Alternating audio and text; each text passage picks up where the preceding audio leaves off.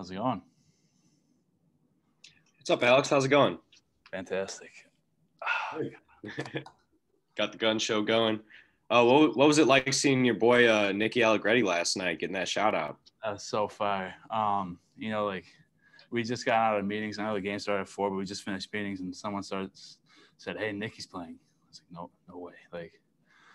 And I watched a little bit, and then I hopped on Twitter, saw that he had a huge drive. Like Troy Aikman was complimented him a bunch. I know they scored a touchdown right behind him. That was awesome just to see him play. Hell yeah. What are you most excited about to get back to game action this week and against a team that wants revenge after last year? I'm just ready to play again. I'm tired of just going against our guys. I want to go play against someone else. I'm just ready to play again. Honestly, that's the biggest thing.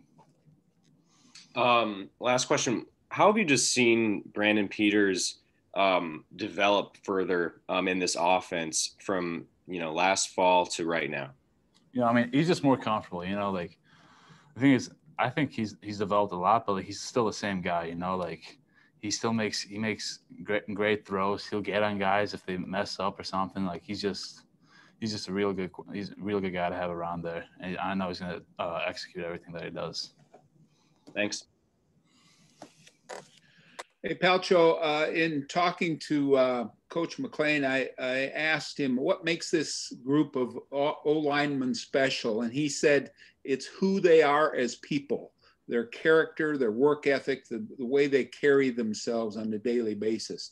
Is that something you really have to work at, or is that just coming natural for you guys? It just, when we got here, we had such great guys ahead of us, like Nicky Allegretti was here, Christian DeLore. They just showed us how to work. Obviously, it helps that we're all from Illinois. We got some grit in us. But, just those guys that helped us, just showed us how to work. And just knowing, every single – nothing is guaranteed. Every single day, you have to come in and work and get better. Because as soon as you come complacent with where you are, that's when you're going to get beat. Yeah, you may have already answered this question, but I asked him about you older guys helping the young kids. Who helped you when you were young, and what did that teach you for what you do today? There's a few people.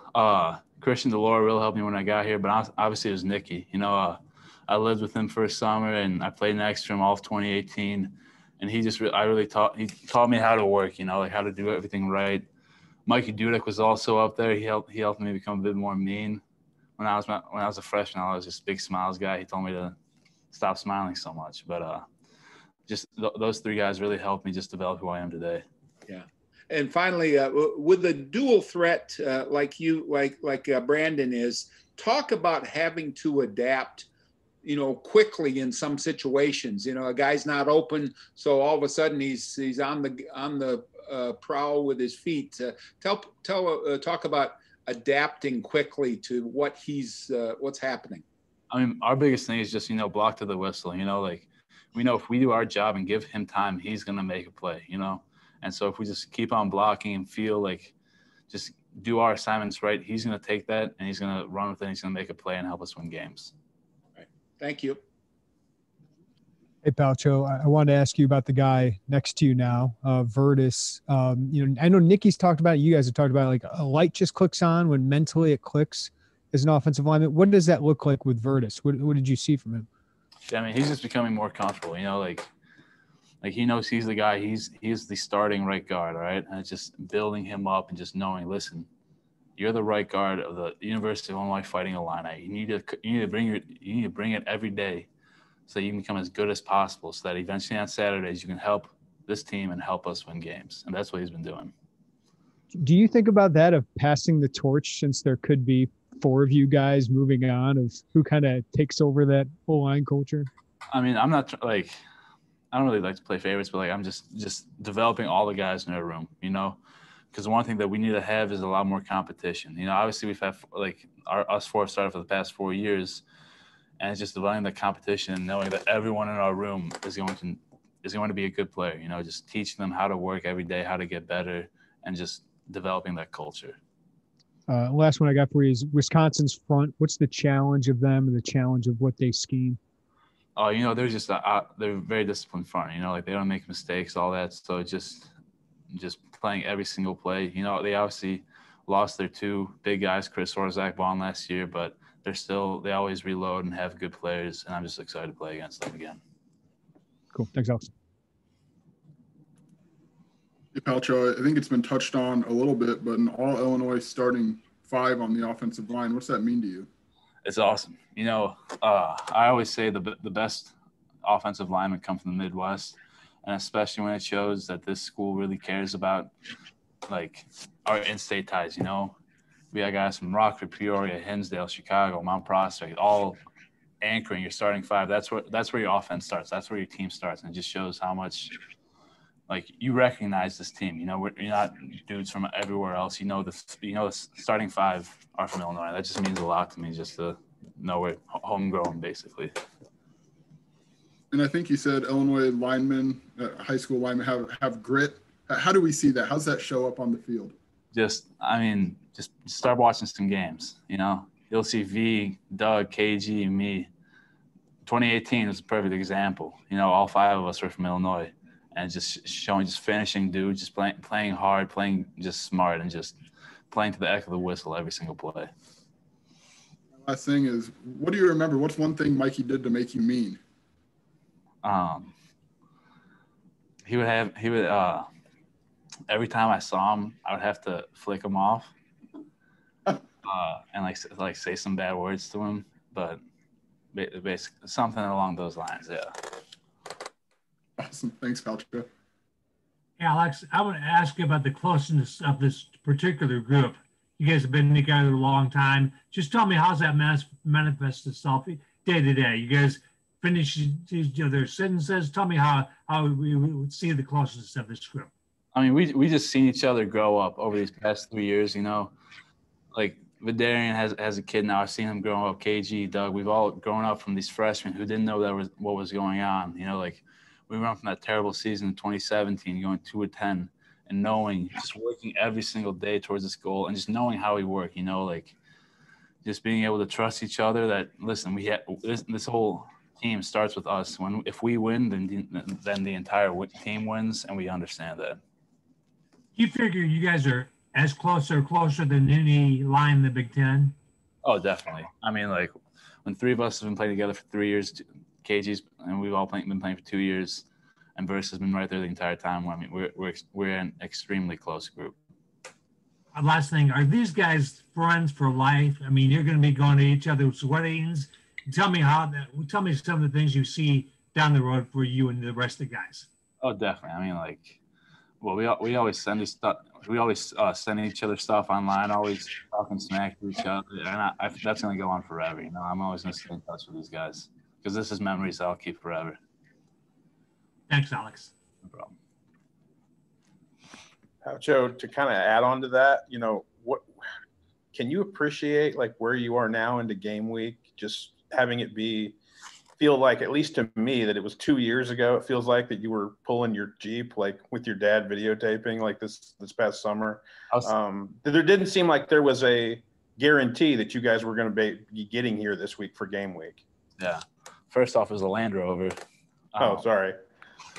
But I mean, I was really thinking about that the other day, just how long ago that seems, just like, and it's just been all this time, from working to our backyards, doing these different prison workouts and just working every single day. And now we're 3 days away from playing Wisconsin, doing the first game of the year. And it's just exciting. We finally, all this work, all this different stuff we've had to overcome, we've been able to finally overcome it and just start playing football again. Do you imagine like 20 years from now, you might sit back and kind of rethink, or maybe you're doing it now, about how weird this year is and may be for you guys? I was thinking about this the other day, just how weird it was. I was really home for 4 or 5 months every day, just sitting, just working out every single day.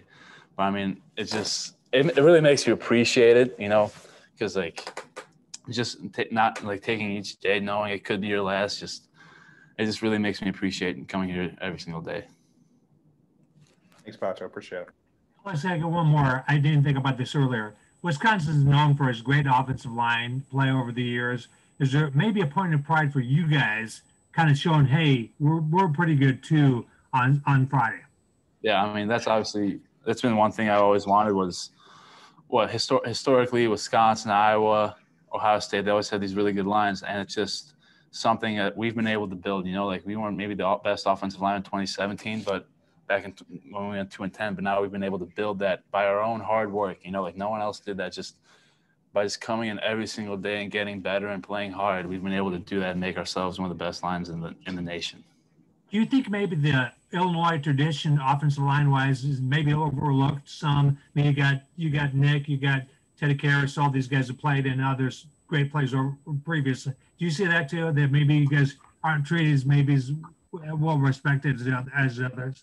Yeah, it's definitely something low key. Like I never really noticed until I got here. Like every 2 or 3 years, we always have a fantastic offensive line going back to how long, and just knowing and the thing is, the one thing that you have in common is almost all the time, these guys are from Illinois or from the Midwest. Sure. And so it's just something that's really important to us, just to keep on building the tradition and just knowing that these guys, Nicky Allegretti, before him, Teddy Karras, they keep on pushing down this culture of O-line pride. And it's just our job now to teach these young guys what that means and just keep on pushing. So then in 3 years, to be asking these questions to someone new and asking the same questions, just knowing them that they're also great players. Thanks, Alex. Perfect. Alex, I had one more. You guys will be in the hotel Thursday night. Is there anything different about hotel stays this year that you guys as players will have to do differently? I truly have no idea. They haven't told us much about it. Obviously, it's going to be a little bit weird. We're not going to be able to see our parents at all. I know some of these games, there's going to be no fans. It's going to be weird, but as long as we get to football, that's all I really care about. So if you guys are confined to a hotel room I know it's not going to be for long, but even for a night, what do you do to pass time? Do you watch something? Do you study film? Are Xboxes transportable? What do you guys do? We usually just hang out. We fellowship, have the offensive line chill in someone's room, and just hang out for a few hours. Palcho, I've asked a couple of the captains, but I imagine you specifically. Does the point spread of this game piss you off in a sense after what happened last year? Yes, it's an absolute atrocity. You would think that someone in Vegas or whoever makes these odds would put some respect on our names. Just if you look around at the weapons that we have on our field, is just absurd. But I don't know. Whatever. We're just gonna go out there and play. Thanks, man. Alex, I just wanted to clarify one thing. Did you refer to your workouts at home as prison workouts? Yeah. Okay. Is that just what you assume prison workouts are like? Probably not. They probably don't have cars and stuff like that. But just running, push-ups, sit-ups, squats, lunges, all that type of stuff. Basically, not having a $70 million facility at your fingertips. Got it. Thank you. No problem. Good. I appreciate you guys. Thanks, Patrick. Thanks, Alex. Thanks.